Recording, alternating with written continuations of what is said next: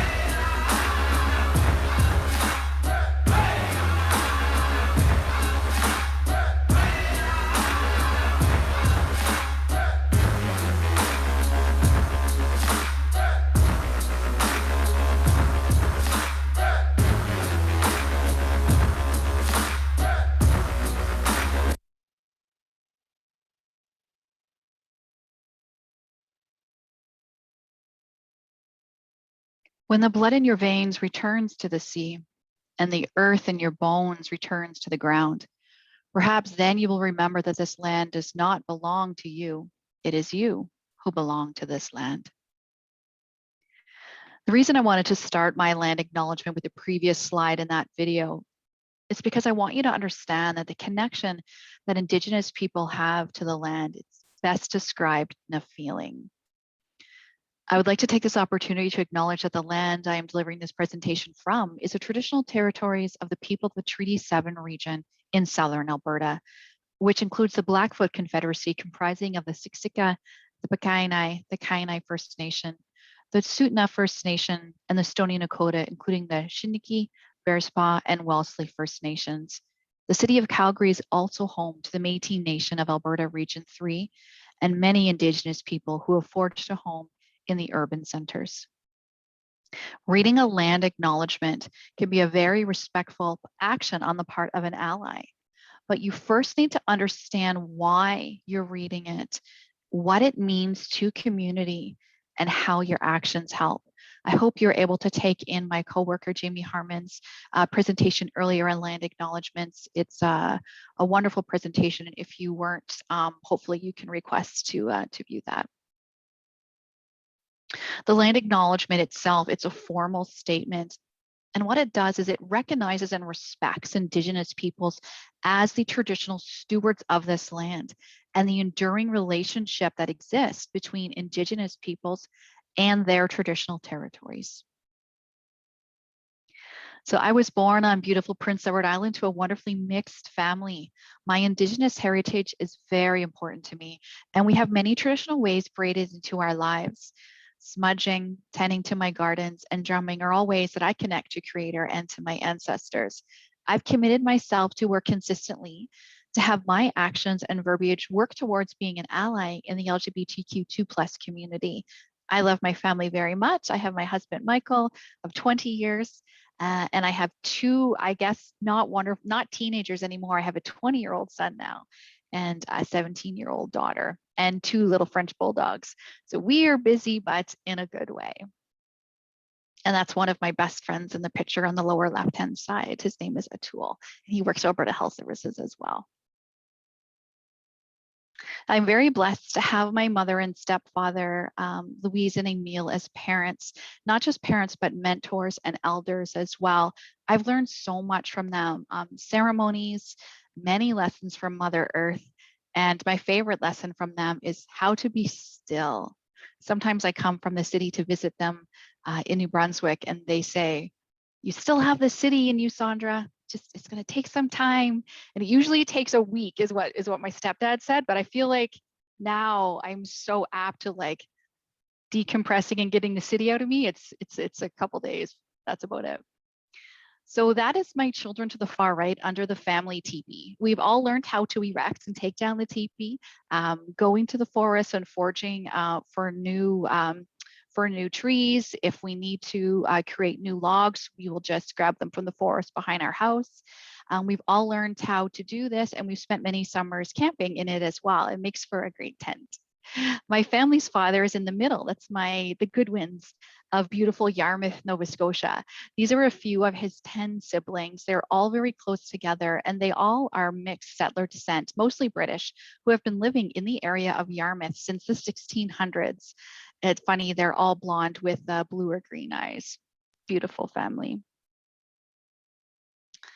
So now that I've told you a little bit about myself, I just want to show as a transparency, if there's any positions in the group, that I do not have any personal conflict of interest. I'm only receiving my payment as salary. As working for Alberta Health Services, I work with the Indigenous Cultural Competency Team. And there's a few of us that are here today, and we offer the Indigenous Awareness Workshop. So if you haven't taken your workshop yet, no judging.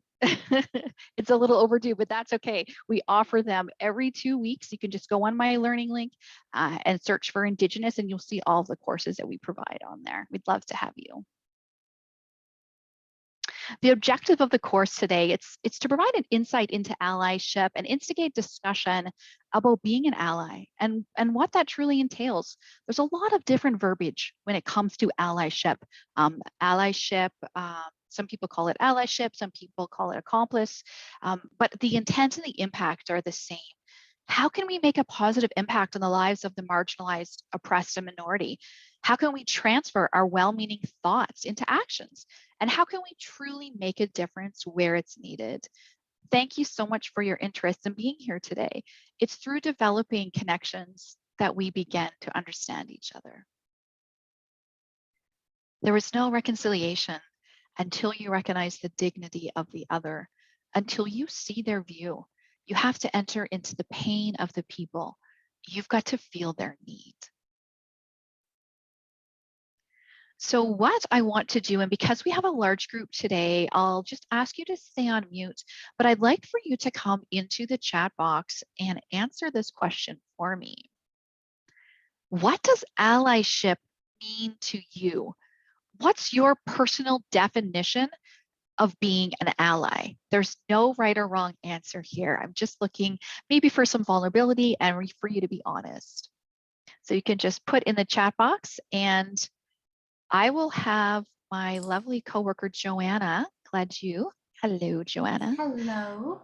So when people type in, if you could just read some of those for me, thank you. Absolutely, we're getting some in right now. So starting with Jasmine, active support, advocate group of people, actively walking alongside someone, listening, learning, making space, supporting others who may be oppressed, listening and supporting however necessary, learning as much as I can and sharing knowledge with others, understanding and strength of each other, being a support, learning, listening, supporting, support and understanding, listening and always being open to learning, holding space, elevating voices of those who've been silenced, to stand with, learn and compromise, help those around me to not feel alone, try to see things from others' point of view, listening, offering support, speaking out when appropriate,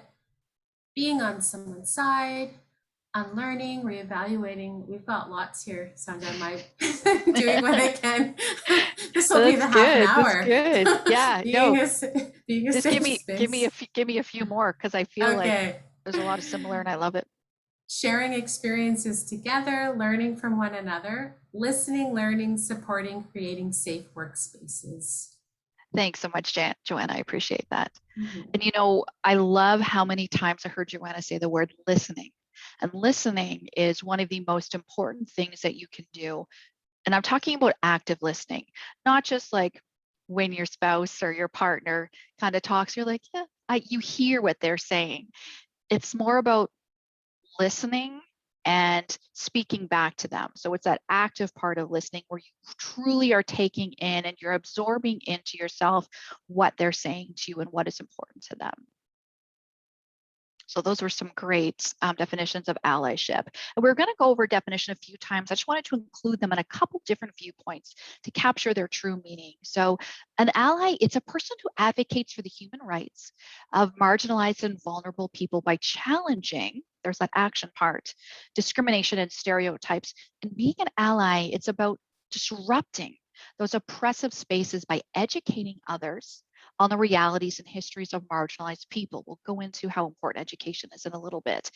Some behaviors of allyship include activism, changing to more inclusive use of language. Language is really important. And combating forms of prejudice against perceived outgroups such as racism, sexism, homophobia, transphobia, xenophobia, and other forms of discrimination. For the purpose of this presentation, we will be discussing allyship in the Indigenous community.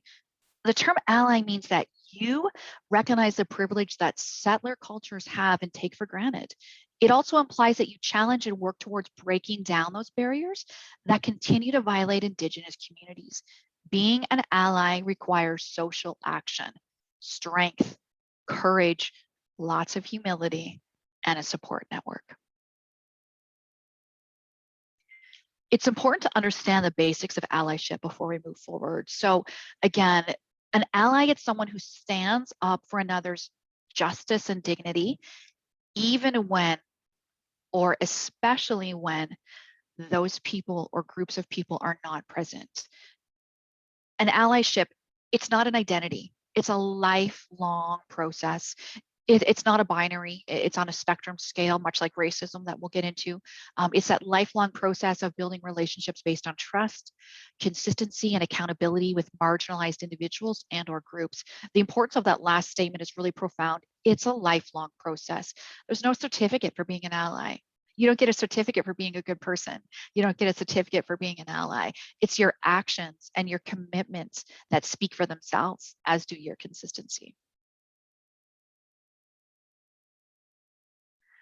When it comes to creating a positive and sustainable impact on the lives of Indigenous people, it's important to understand the role that individuals play within that collective experience. You can make a difference as one soul being. As an ally, you're recognizing that every person has a right to basic human dignity, respect, and equal access to resources, which my coworker Jennifer would have spoken a little about in her social determinants of health presentation. As an ally, you're acknowledging that building relationships between Indigenous and non-Indigenous people, it's a work of the heart. It requires a certain humbling to allow our hearts and minds to accept new and often challenging information.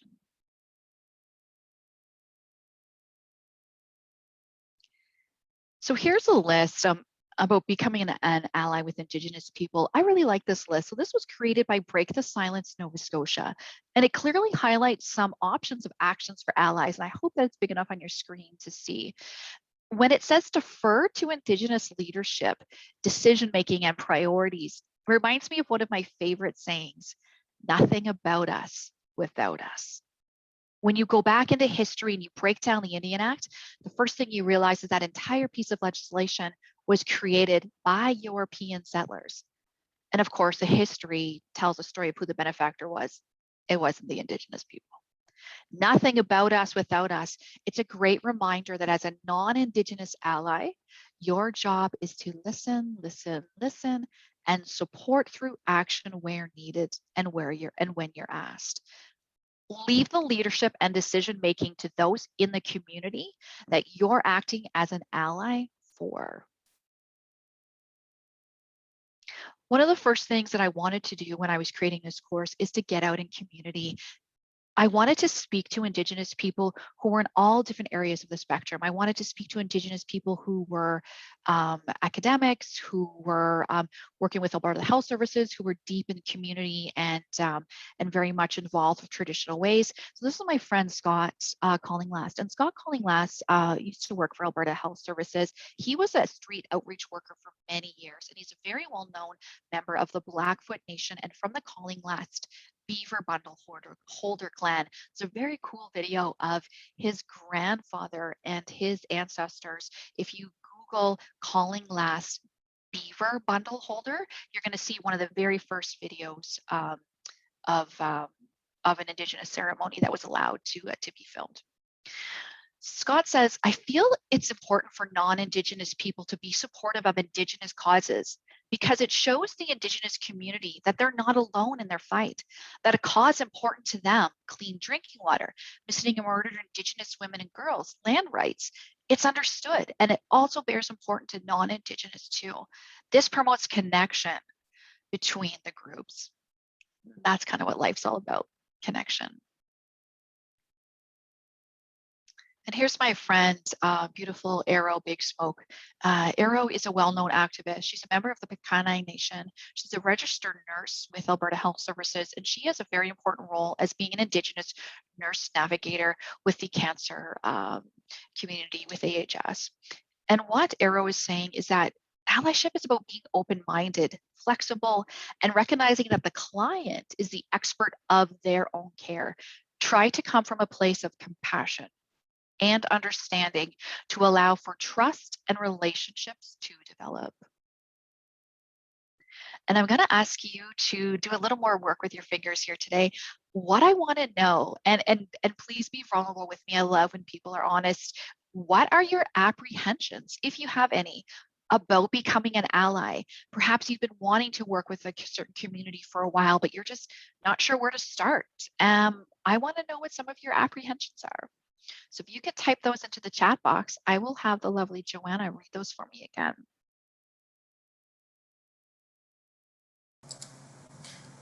Not knowing enough and saying the wrong thing. I worry about not knowing enough or not getting it right. Offending someone inadvertently. Huge. Yes. I'm definitely worried I could accidentally say or do something insulting, that I don't know enough to be a good, effective ally, losing my own identity, that I'll overstep unknowingly, unintentional harm. Thank you so much, Joanna. And thank you everyone for sharing and putting those in. I really appreciate that. Sometimes being an ally can make you feel like you don't belong, like you're stepping on toes, and maybe you shouldn't be there. When I first started working with the LGBTQ2+ community and being very active in Pride, I also questioned these things. I'm not part of the community. Many people I love very much, very close to me are members of the community. And really this one person in my life really pushed me to be active in it. I wanted to understand. I wanted to support. Being uncomfortable and kind of sitting in that uncomfortability really allowed genuine relationships to develop. Like Arrow pointed out in the previous slide, allyship is about being open-minded and flexible. I wasn't there to tell community members how things should be done. I was there to offer support and ready to be a worker and truth teller when they needed me to be. I was really appreciative when my friend Dr. Louie agreed to be part of this project. So Dr. Louie is a First Nations scholar from the Nitahiboon and Nadle Watoon of Central British Columbia. He's also a member of the Beaver Clan in his community. And Dr. Louie is a professor at the Workland School of Education at the University of Calgary. And he was telling me after about 7 years of experience working with allies and potential allies, he kept seeing apprehensions. And it was these common apprehensions that he needed to sit down, research, and write about them. He says the main apprehensions from people after 7 years of work in the field was, number one, I am afraid I will do and say the wrong thing. Number two, I do not know enough about this subject. Number three, am I the right person to take this on? I'm non-Indigenous. And number four, I don't know where to start. And it's great when Joanna was reading what you guys were talking about in the chat. I think you've covered all of these apprehensions numerous times. So Dr. Louie was obviously bang on. So I am afraid I will do and say the wrong thing. That's pretty much me every day of my life. But the first statement of apprehension, being anxious of doing or saying the wrong thing, is really the most prevalent.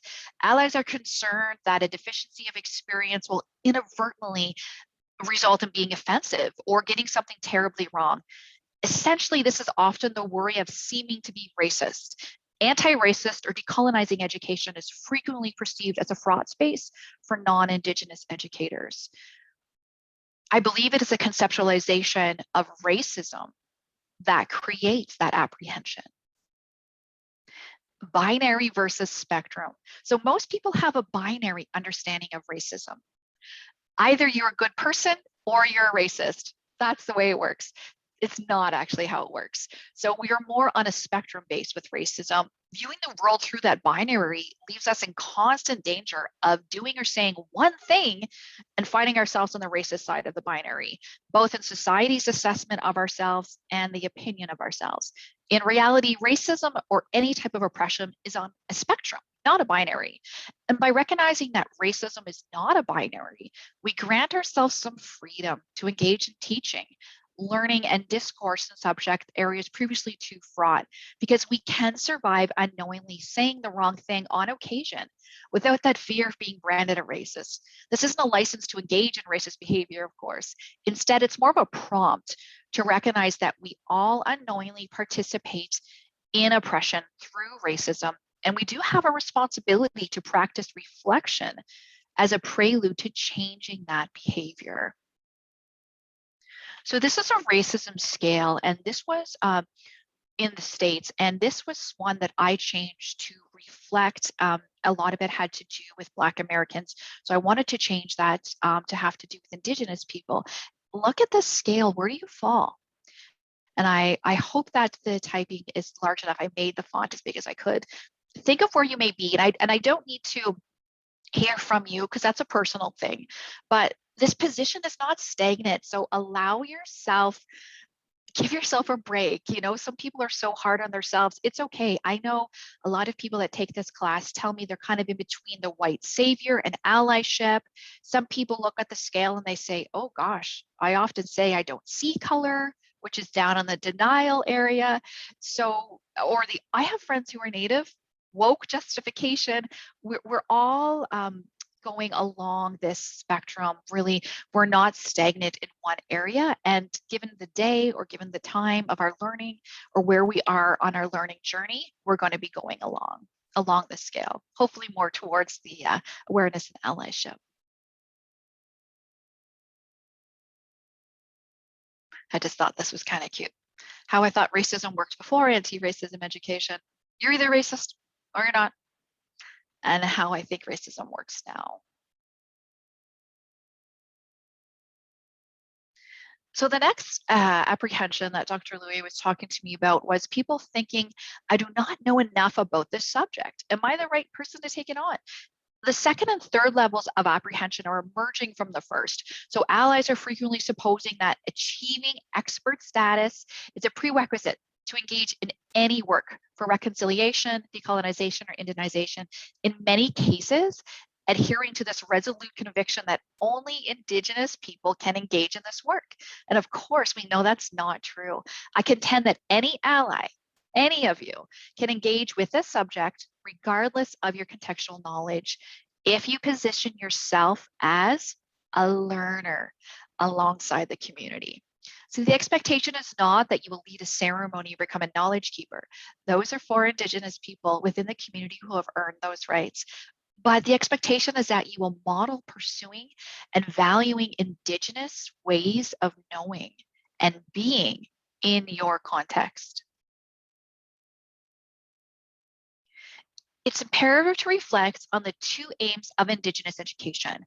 Number one, providing an equitable space for Indigenous peoples. And two, creating spaces where non-Indigenous people value Indigenous people and their knowledge. If we regulate contributions to reconciliation or Indigenous education to include only Indigenous people, then we're really establishing that siloed approach. From my experience, Dr. Louis is saying the most impactful mechanism for allies to instill a value for Indigenous people and knowledge is to model valuing it themselves. If we covertly train everyone else that Indigenous knowledges are only beneficial or appropriate for Indigenous people, we are still creating that siloed approach. And what we need to do is value knowing it ourselves and helping others get to know the Indigenous ways of being. So our institutions really require a holistic approach so that we learn from the earliest ages that Indigenous people, our knowledge, our pedagogy, and content are valued in our society. The final level of apprehension is when our colleagues accept that they will make mistakes, realize that they are not required to become experts, and appreciate that allies have a place in reconciliation and Indigenous education. At this point of recognizing the critical position that they're occupying, allies often ask themselves, what now? What do I do? Of course, it starts with education. In order to be a knowledgeable ally, you must be aware of the struggles, the history, and the fight that Indigenous peoples have had to endure. There's no tips and tricks here. Take an Indigenous awareness course. I can toot my own horn here. My team, our team, we offer an amazing Indigenous awareness course with Alberta Health Services. We also offer many other courses like the one that you're on today. So turn to education, then to truth, then to action. So the Indian Act itself, just for a little lesson, the Indian Act was enacted in 1876. Indigenous people have only recently begun to obtain the same rights as other people in Canada. The Indian Act still, to this day, gives absolute power and authority to the Minister of Aboriginal Affairs over every aspect of registered status First Nations people on a reserve from birth to death. The Indian Act does not allow registered status First Nations people to own property on reserves or to borrow funds to build a house on a reserve. They still remain entitled to the Crown's name. And I want to recommend a really great book. And the reason I like 21 Things You May Not Know About the Indian Act by Robert Joseph, it's because it's such a digestible read. The Indian Act and reconciliation and decolonization, they can be such large challenges, and it can be fraught, not knowing where to start. But a book like this really kind of digests and breaks down the Indian Act so that you understand the history behind it and the role that you can play in it as well. Myth: colonialism and racism has ended in a perfect world. Indigenous people in Canada continue to face discrimination, not only from an individual perspective, but through many settler-created systems in our society. Indigenous people are disproportionately represented when it comes to incarceration, unemployment rates, low educational attainment, and overall poor health and well-being. Anti-Indigenous racism, it includes a history of assimilation, cultural genocide, and myths of Canada as being a place of immigrant and settler founding. What does it mean to decolonize? For non-Indigenous people, decolonization is about that process of examining your beliefs about Indigenous peoples and culture by learning about yourself in relationship to the communities where you live and the people with whom you interact. Look at our universities. So when you look at the universities in Canada, the history of academy in Canada has been dominated by Western epistemologies, which have sadly devalued Indigenous ways of knowing for many, many years. And they've set the grounds for continued marginalization of Indigenous students, communities, cultures, and histories. Recognize your unconscious bias and influential Western ideologies. That deep connection to one way of being and knowing, one way to pray, one way to parent, one way to marriage, one way to have self-governance. Truly investigate how that has been pushed as the only way, the right way, and all other ways are wrong. Go back to the churches, the Indian Act, residential schools, and that abuse of power, transference of Western domination, and genocide of the Indian mind and way of life. Stop and think how different the world would be if the Europeans saw the Indigenous ways of being and knowing and valued them alongside their own. Decolonization is the ongoing process. It's used to reframe and rethink narratives about Indigenous communities, their histories, and the effect of colonial expansions, genocide, and cultural assimilation. To be an ally is take on the struggle as your own. Stand up even if you feel scared. Transfer the benefits of your own privilege to those who lack it. And acknowledge that while you too feel pain, this one's hard for a lot of us, the conversation's not about you. It's not about you. It's hard. When we hear people talk, when we see things on TV, we start to internalize it. And it's just part of connection. We want to connect to it. But it's remembering when you're an ally and you're in these fight and you're there to help and support, it's not about you. Just as society will not change overnight, neither will you, and that's okay. Here are some do's and don'ts that are incredibly important as you learn, grow, and step into that role of an ally. So some of the do's, and I've said this many times, be open to listening, active listening. Do be aware of your own implicit biases. Do the research to learn more about the history of the struggle in which you are participating. Do the inner work to figure out a way to acknowledge how you participate in oppressive systems. Do the outer work, figure out how to change the oppressive systems. Amplify online and when physically present, the voices of those without your privilege. Learn how to listen and accept criticism with grace, even if it's uncomfortable. Some of the don'ts: do not expect to be taught or shown. Take it upon yourself to use the tools around you to learn and answer questions. And really what that means is, and I'm not trying to be rude when I say this, but Indigenous people are not your dictionary. They're not your encyclopedia. They're not your history book. So it's not up to the individual Indigenous people in your life that you know or that you may come across to teach you how to be an ally, to teach you about the history. You really have to take it upon yourself to learn, to want to learn, to look into those educations and learn about what has happened to Indigenous people, what we're going through, what's important to them. Don't participate for the gold medal in the Oppression Olympics. You don't have to compare how your struggle is just as bad. Do not behave as though you know best. Don't take credit for the labor of those who are marginalized and did the work before you stepped into the picture. Do not assume that every member of the undervested group feels oppressed. That's an important one too.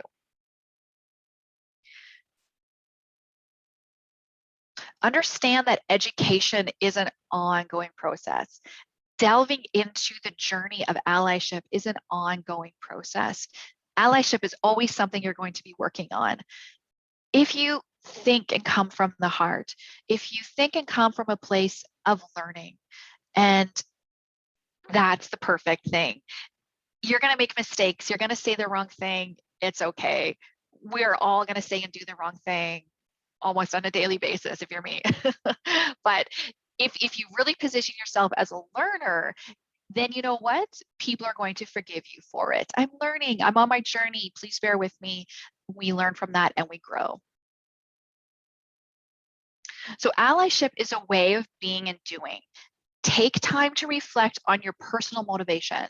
Be honest with yourself when you're searching. And what I mean by that is, why do you want to be an ally? Why do you want to go into allyship work? Be honest with yourself. If it's just something that you want to tick off on your box to say you're an ally on social media, and I'm saying please don't do that, then go into a different kind of work. Because being an ally, you're really going to get called out. You have to be genuine. You have to connect to a place in yourself where you feel that connection to the whole and you know you're there for the right reasons. So remember in the end that allyship is the work of the heart. Wei-Lalin, merci. Thank you for being here today and thank you for listening to me talk. Hi. Thank you so much, Sondra, for the incredible presentation. What an amazing day. I don't know about the rest of you, how many sessions you've been able to attend, but I think this is my 6th one today. And I'm so fortunate that I've been able to be a part of all these because they have just been incredible from start to finish. So with that, I would like to open it up to questions. If anybody has any questions for Sondra, or you can either take yourself off mute or put it in the chat box. Thank you so much, Nadine. All right, Sondra. So we have a question And it's just really like asking, would you say that this workshop was created specifically for, I'm just going to read this, directed at white folks because some of the language you're using, like such as white savior, etc., just trying to clarify who you are trying to reach. And I did try to answer some of it in the chat box, but Thanks. So yeah. anyone can be an ally. It doesn't matter what color your skin is, what community you're from, if you're Indigenous, if you're non-Indigenous. It's you look at the actions of allyship, and really the actions of allyship are one who is there to support, one who is there to listen, one who is there to help. Very similar to just making a choice, a conscious effort to do the right thing in your life, and that's for everyone. Okay, because she's just asking for your specific presentation because you're bringing up great stuff about contrast to Western ideology, but many non-white, non-Indigenous folks aren't aligned to a Western ideology. If you live in Canada, you're living in a westernized, in a colonized world. It's just the way it is. It's the way it is in a lot of spaces in the world. So when you look at decolonization, decolonization is for Canada, it's for the United States, it's for anywhere that you're living where colonizers have gone and they've taken apart the culture that was there before they arrived.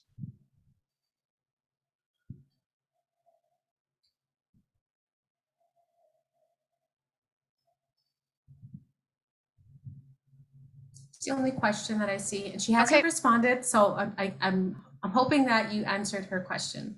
Perfect.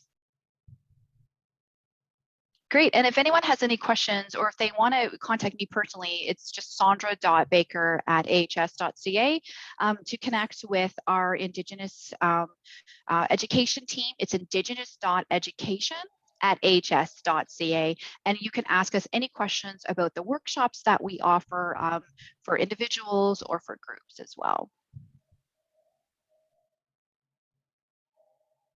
And thank you to all the people in the chat that are thanking me for my presentation. That's wonderful. So we have a question about the leadership program. How to enter the leadership program. I'm not sure what that is. What that person's referring to. The leadership program. Nadine, do you have any idea? I'm not sure either what that is. There's lots of courses on my learning link for leadership. Like if you want to look into leadership courses on my learning link, you would just type in leadership. I'm wondering if this has to do with the university course that you were talking about. As well with Dr. Louis. Oh, with Dr. Louis. Right. Well, it wasn't a course in specific. It was just the work that Dr. Louis has done at the university, but also throughout his, I guess it's dated a bit because he's been for 8 or 9 years. So that's just his research that he's done in the past 8 or 9 years working with decolonization and Indigenization of the curriculum. All right, we have another question. So can you please share any specific suggestions you have for AHS home care staff entering people's homes to show our allyship? Yeah, that's a wonderful question. I think one of the first things that you can do is to educate yourself if you have Indigenous clients. So educate yourself first off on the treaties in the area. What treaty land are you on? What are the First Nations within that treaty area? And looking at the histories of the land that you reside on. There's not really any tips and tricks when you're working with Indigenous people. What we say is just form yourself with education. It's always nice just to be kind and form those levels of respect. Understand that when you're working with some Indigenous patients and you're going into the home, some of those people may already have had negative impacts, negative experiences with the healthcare system. So just understand a lot of that is because of colonization. It's because of the 60s scoop. It's because of residential schools. It's not something that's against you as a person. As a worker, it's has to do with the history and the trauma that they've gone through. So just keep that in mind. If you see perhaps in the home that you're going into that they have sweetgrass, that they have, I have sweetgrass behind me, that they have traditional ways, traditional medicines in your home, you can ask them, oh, that looks like sweetgrass. Can you tell me about that? Or you can start a dialogue if you feel comfortable doing so. I hope that helps. And there's a request for that video you showed at the beginning of your presentation, a link. Do you have a link for that? Yes, I do Perchance? have a resource link. Let me see here. Oh, my other slide has gone blank.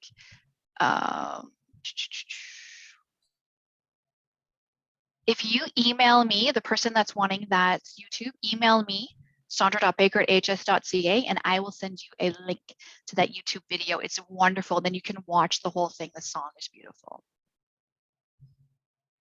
I have the link on when I was sharing my screen under my resource page, but I'm not sharing anymore.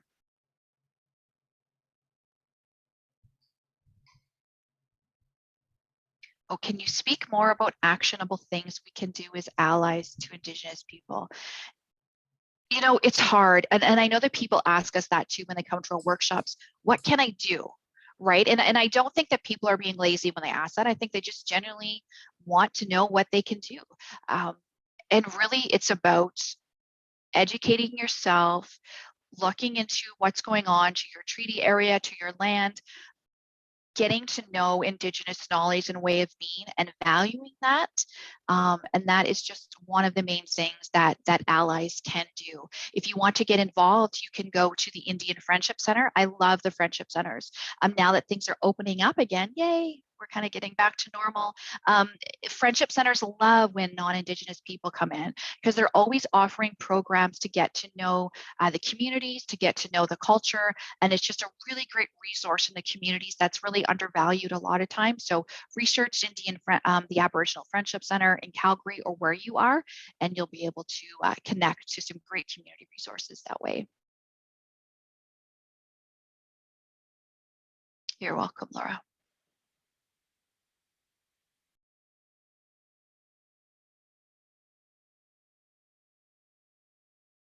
Yeah, and we have a lot of really great resources on Insight. And I know people are kind of busy with their day and they maybe sometimes forget about Insight. But if you just type the word Indigenous into the search tab on Insight, you're going to get a lot of really great documents. One of my favorites is the traditional protocol document that was created by some team members. It shows a lot about land acknowledgements for your area, ones that have already been vetted through communications.